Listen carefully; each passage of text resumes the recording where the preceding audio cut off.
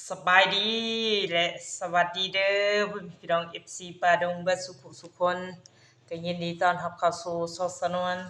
สายลุยคือเก่าคือเดิมเนาะพี่น้องเนาะเปิดภาพมาก็อยู่เฮือนอยู่ซ่านเด้อพี่น้องเอ้ยมื้อนี้ก็สิมาเว้าเรื่องอ่าเรื่องหนึงเนาะก็สิมาเตือนทุกๆคนเนาะพี่น้องเนาะอ่า ถ้าสนวนกะพึ่งเจอมือนี้เนาะเพิ่งเจอมือนี้มื้อเช้านี้ทางสนวนก็ไปหาทางน้องแต่เนาะอยู่เซโนเนาะก็บังเอิญเนาะก็มีเพจหนึ่งเนาะเซตมาขอคำเป็นเพื่อนเนาะทางสนวนก็ได้รับเพราะว่าหน้าตากับคนฮู้จักเนาะและก็คนบ้านเดียวกัน ที่แรกทางสนวนก็บ่ฮู้เนาะอ่าทางสนวนก็เลยคิดว่าเราคือมาขอคำเป็นเพื่อนแล้วมีเวียกบ่ทางสนวนก็ยังสงสัยอยู่เนาะเพราะว่าเพจหนึ่งนั่นทางสนวนก็มีแล้วเนาะเดี๋ยวทางสนวนสิมาเสนอเนาะพี่น้องเนาะมีแล้วทางสนวนเองก็เลยงงว่าติดต่อมาบ่ได้บ่หรือว่าเปลี่ยนเฟซใหม่บ่ก็คิดไปทางนั้นเนาะก็เลยรับเนาะ มานี่ทางสนวนเลยแปลกพี่น้องเอ้ยอันนี้แบบเตือนเนาะแซงกันไปเรื่อยๆเนาะเดี๋ยวทุกคนก็ถ้าเป็นแบบนี้เนาะก็ยังดีว่าบ่แม่นแนวที่มันบ่ดีหรือว่าทางลบเนาะแต่ว่าถ้าสนวนก็ยังงงเนาะว่าเราเอารูปขึ้นเอารูปคนหนึ่งทั้งที่บ่แม่นรูปเจ้าของนี่เอามาน่ะใส่เฟซเนาะทางเฟซเพราะว่าทางสนวนกะบ่ฮู้เนาะทีแรกอะเลยเซตไปเซตมาก็แบบว่าตอบเว้าคำเก่าที่เฮาถามหั่นแหละเนาะนี่ทางสนวนสิให้เบิ่งพี่น้องเอ้ยแบบนี้ก็บ่เคยรู้เคยเห็นเนาะนี่ที่แรกที่แรกเขียนภาษาอังกฤษมาว่า Hello เนาะประมาณนี้เนาะไทยถามว่าสานวนว่าประมาณนี้และเพิ่นก็ว่าสบายดีว่าจังไดเนาะทางสนวนก็เลยเขียนไปว่าสบายดีว่าจังไดประมาณนี้เนาะนี่เนาะนี่แล้วเพิ่นก็มาย้อนคำถามทางสนวนเนาะเพิ่นถามมาว่าสบายดีว่าจังไรว่าซั่นสรุปแล้วทางสนวนถามไปเนาะถามไปทางเพิ่นบัด ถามคืนคำถามที่ว่าทางสำนวนถามไปหั่นแหละเนาะว่าจังไดเพิ่นก็ว่าจังซี่เนาะจังไดคืนแล้วทางสำนวนว่านี่เขียนมาย้ำๆจังว่าจังไดสบายดีว่าจังไดสาวนวลก็เลยคิดว่าคนฮู้จักเนาะก็เลยถามไปแบบนี้เนาะแล้วเพิ่นก็ส่งเสียงมาแต่ว่าบ่ฮู้เรื่องเนาะภาษาแบบบ่มีผสมภาษาหยังเลยนะเนาะนี่ เสียงฮือประมาณนี้แหละคล้ายๆคนข้างเจ็บข้างเป็นบ่สบายประมาณนี้แหละเนาะและทางสนวนว่าเขียนไปว่าเจ้าแม่นไผอ่าเพราะว่าทางสนวนแปะหั่นนะเราบ่เขียนหยังเราเขียนย้อนคำถามของทางสนวนเนาะตอบเขียนคือกันหั่นนะประมาณว่าทางสนวนว่าเจ้าแม่นไผเราก็เขียนมาตอบว่าเจ้าแม่นไผเราย้อนคืนเนาะทางสนวนก็เลยงง เป็นคนบ่เต็มบ่หรือว่าแนวใดก็บ่ฮู้เนาะ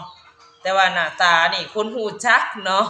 เอา FC รุ่นว่าแม่นไผเนาะที่ว่าเพิ่นลาวเอารูปมาเป็นหน้าปกเฟซนี่เนาะอ่าอันนี้ก็สำคัญเนาะถ้าบ่ไปเบิ่งโพยไผรูปเฟซนี่อาจสิบ่ฮู้ว่าแม่นไผเนาะทุกคนเนาะเออ แล้วบัดนี้เจ้าถ้าสำนวนนี่ถามไปเนาะเจ้าคนประเทศหยังคือเอารูปปกอ่ารูปปกคนอื่นขึ้นนะเนาะแต่ว่าคนประเทศอื่นเนาะถ้าสำนวนก็บ่เข้าเบิ่งหั่นก็บ่ฮู้พี่น้องเอ้ยก็คิดว่าเนาะที่เราเอาขึ้นเป็นรูป บ่าวบุญบ้านป่ากับเมียเลาเนาะอุ้มลูกแล้วก็อยู่หน้ารถนั่นแหละทางสนวนก็คิดว่าบ่าวบุญบ้านป่าเราเสร็จมาขอเป็นเพื่อนก็เลยรับเนาะบัดสุดท้ายบ่แม่นเนาะพี่น้องเนาะแต่ก็ยังดีว่าบ่ได้แม่นว่าต้มตุ๋นหลอกลวงอิหยังหรอกพี่น้องเอ้ยแต่ว่ามันบ่น่าสิเอารูปคนอื่นมาเฮ็ดหน้าปกหั้นแหละเนาะแต่ว่าบ่ไปทางที่มันผิดก็โอเคอยู่เนาะพี่น้องเนาะอ่าแต่มันก็บ่สมควรเนาะอันนี้ก็มีหลายเนาะแบบว่าเพชรปลอมหรือว่าเพชรอิหยังคือเขาว่าเนาะแต่ทางสนวนก็บ่เคยพ้อหรอกพี่น้องเอ้ยก็พ้อครั้งนี้ครั้งเดียวเนาะอันน่ะคนก็ยังน้อยหนุ่มอยู่เนาะทางสนวนว่าเจ้าคนประเทศหยังคือเอารูปปกบ่าวบุญบ้านป่ามาไสเนาะทางสนวนถามไปเนาะ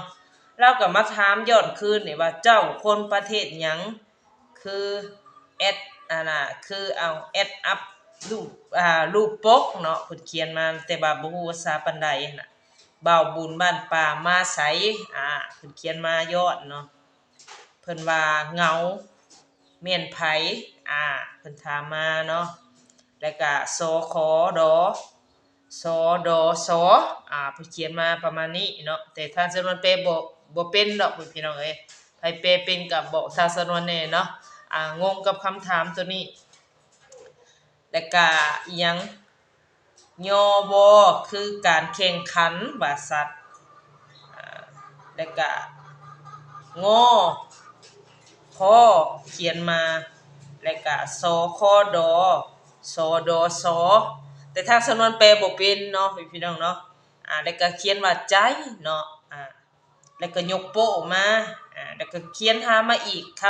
คำถามที่ว่าทางสำนวนถามเรามาไปนั่นแหละเนาะแล้วก็เขียนมาคำถามเก่าเนาะยอดมานี่แหละเนาะหลายนี่ถ้าสำนวนก็เลยงงสร้างสำนวนก็เลยเข้าไปเบิ่งอันนี้เนาะนี่อ่านี่รูปโป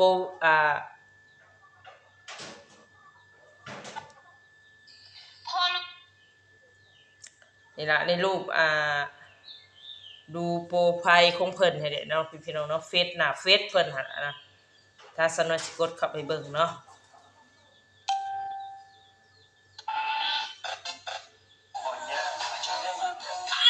นี่เนาะถ้าสำนวนเข้าไปเบิ่งเนี่ยเป็นรูปลาวนี้เนาะแต่ว่าอันนี้ทางสำนวนบ่ฮู้ว่าเราน่ะเป็นคนประเทศหยังเนาะประเทศพม่าบ่หรือว่าอีหยังเนาะทางสำนวนบ่ฮู้เนาะประมาณนี้เนาะนี่แต่บัดนี้ทางสำนวนเลื่อนไปเรื่อยๆนี่เนาะนี่เห็นรูปเรานี่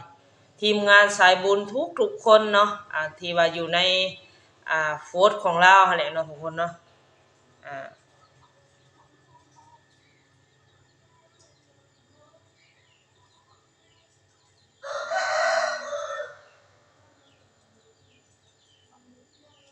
นี่เนาะโพสต์ของเรานี่เป็นรูปของ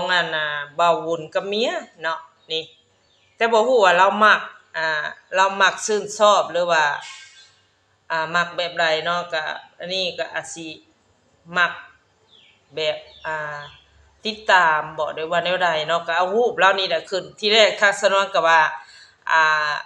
เฟซของบ่าวบุญบ้านป่าเนาะเพราะว่าเห็นรูปเราแล้วก็รูปเมียเราเนาะที่แรกก็ตกใจว่าบ่าวบุญบ้านป่าคือเป็นเพื่อนกับทางสนวนอยู่เนาะคืออยู่ๆก็คือมาขอคำเป็นเพื่อนอีกหั้นนะก็งงหั้นนะพี่น้องเอ้ยเนาะอันนี้ก็บ่มีแต่เราคนเดียวเนาะนี่รูปเรานี่หลายนี่เราเก็บไว้นี่เนาะเราโพสต์ว่าซั่นๆเนาะแล้วก็เบาเตียงเบาตูนเนาะทุกคนเนาะนี่ก็รูปเบาเตียงนี่เราเก็บไว้อ่าเราโพสต์เนาะก็รูปเบาตูนนี่เนาะเราเก็บไปเบิดเนาะสงสัยเราก็บ่ได้แม่นว่านี่นั่นสงสัยเรา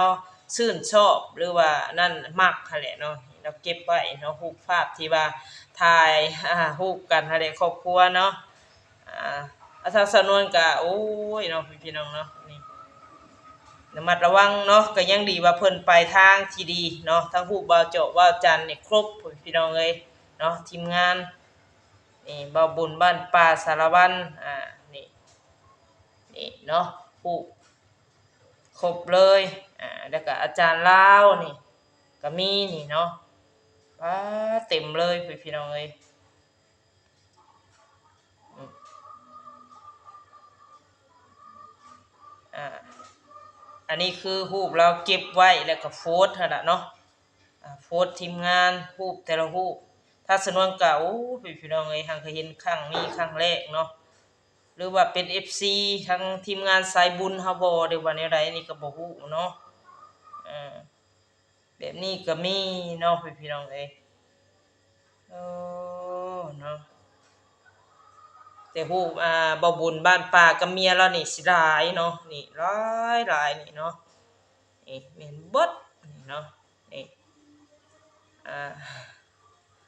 นี่ฮู้เราโพสต์หั่นแหละเนาะเราเก็บไว้นี่ทีแรกก็ทางสนวนก็งงแฮงเข้าไปเบิ่งเนาะนี่นี่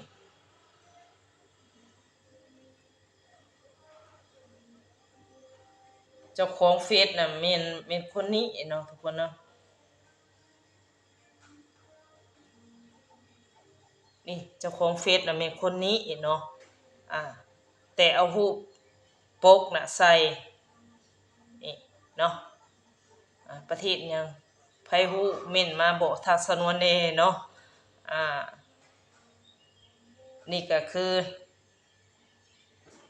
บ่มีหยังเนาะก็บ่ได้แม่นว่ามีแนวทางลบหรอกเนาะพี่น้องเนาะแต่ว่ามาแปะแล้วเอาเฟซเอารูปเพจปลอมขึ้นมาหั้นแหละเนาะรูปหน้าปกขึ้นมาหั้นแหละเอารูปคนอื่นเนาะแต่ว่าบ่แม่นเฟซของทีมงานสายบุญเนาะเอาอันนี้ก็สร้างว่าพี่น้องเอ้ยเนาะเพิ่งพ้อทางสนวนก็ก็เลยให้หมู่เบิ่งเนาะมื้อเช้านี้ก็หมู่ก็เคยพ้อเนาะหมู่ว่าบล็อกทิ่มเลยว่าซั่นเนาะบล็อกทิ่มเลยว่าซั่นอยู่ประเทศอื่นว่าซั่นเนาะแต่ว่าอันนี้เราก็บ่ฮู้หรอกแต่ว่าตามเบิ่งนำนี่แหละพี่น้องเอ้ย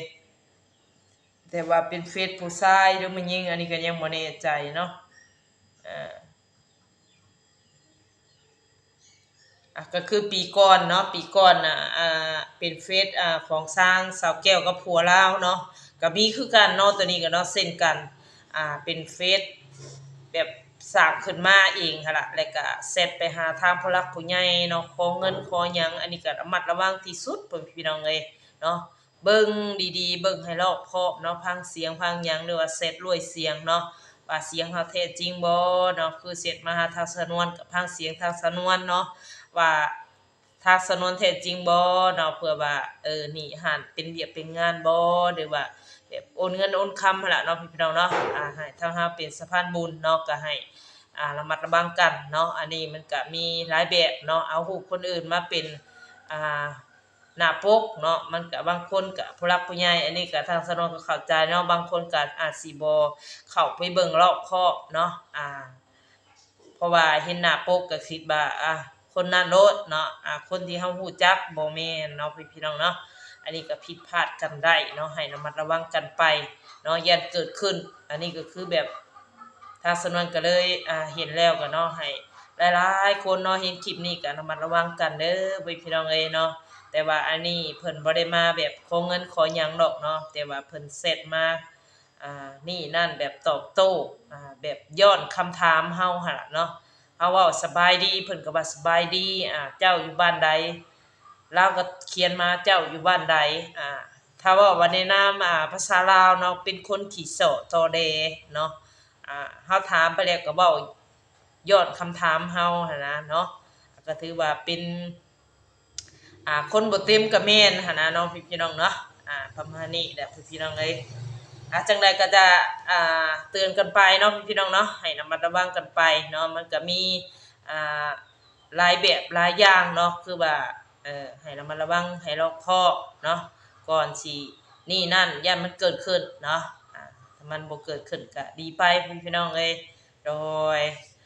จังใดคลิปนี้ก็สิประมาณนี้เด้อเนาะพี่น้องเอ้ยเว้าผิดพลาดกันใดขอโทษขออภัยพี่น้อง FC ปาดงเบิดสุขสุขคนเนาะ